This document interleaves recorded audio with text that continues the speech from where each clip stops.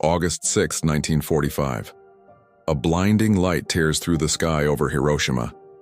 In an instant, a city of 350,000 people is turned into a living inferno. Among the survivors, one man stumbles through the ashes, burned and deafened, not knowing he has just witnessed the dawn of the nuclear age. His name is Tsutomu Yamaguchi, and fate isn't finished with him yet. Because 3 days later, he would face another atomic bomb. This is the unbelievable story of the man who survived both. By the summer of 1945, Japan was on the brink of defeat in World War II. The Allies had firebombed Tokyo and dozens of other cities, leaving trails of destruction. Yet, the Japanese imperial government refused to surrender. In response, the United States prepared a weapon unlike any seen before in human history.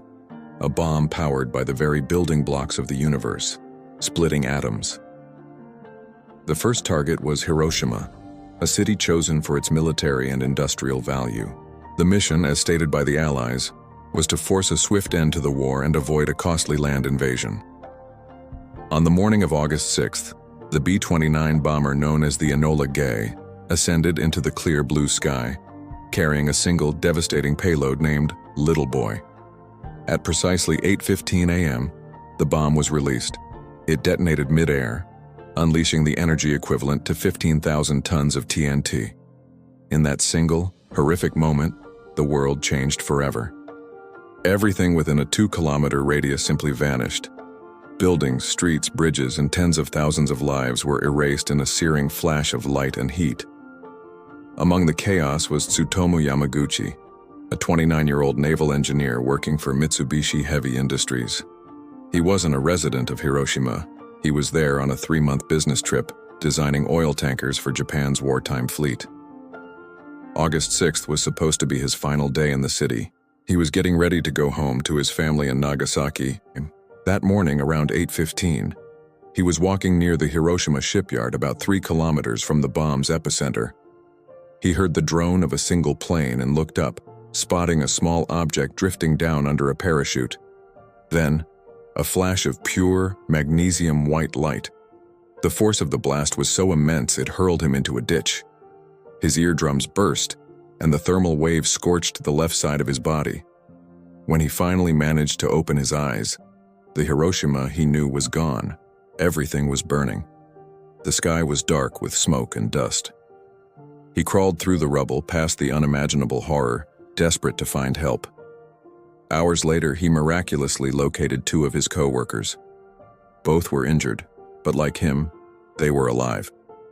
They spent a harrowing night in a ruined air raid shelter, listening to the cries of the wounded and the crackle of endless fires. The next morning, driven by the primal need to get home, Yamaguchi limped to the train station. Incredibly, one line was still functioning amidst the devastation. He boarded a crowded train packed with other dazed and wounded survivors, all desperate to escape the nightmare. He was finally on his way back to his wife and infant son in Nagasaki. 2 days later, on August 8th, Yamaguchi arrived home. His family was horrified by his appearance. He was wrapped in bandages, weak and trembling. His burns were severe, but despite his condition, he insisted on going to work the next day at Mitsubishi's Nagasaki office. He felt it was his duty to report what he had witnessed, to explain the unbelievable power of this new weapon. So, on the morning of August 9th, 1945, Tsutomu Yamaguchi found himself in a meeting with his supervisor. He was trying to describe the scene in Hiroshima, how a single bomb had leveled an entire city. His boss was skeptical, even dismissive. "That's impossible," he said. "One bomb can't destroy a whole city." At that exact moment, at 11:02 a.m., history repeated itself with terrifying precision. A second, even more brilliant flash of light filled the room. A second atomic bomb, a plutonium-based weapon nicknamed Fat Man, had just been dropped by the B-29 Boxcar. It detonated over Nagasaki's Urakami Valley, just 3 kilometers from where Yamaguchi was standing. Instinct took over. He immediately dropped to the ground as the shockwave hit, shattering windows and ripping the office apart. For the second time in 3 days, Tsutomu Yamaguchi found himself at the heart of a nuclear explosion. And for the second time, he survived. This blast was even more powerful than the first, instantly claiming the lives of an estimated 70,000 people. Thousands more would succumb to severe burns and radiation poisoning in the weeks and months that followed. Yamaguchi's new bandages were torn away, and he was exposed to another dose of radiation, but his previous injuries were, ironically, not worsened. He rushed home, fearing the worst only to find another miracle. His wife, Hisako, and their baby son, Katsutoshi, were alive. They had been out looking for burn ointment for him and were sheltered in a tunnel when the bomb hit, placing them outside the most intense blast radius. But their ordeal was far from over. The invisible enemy, radiation, soon took its toll.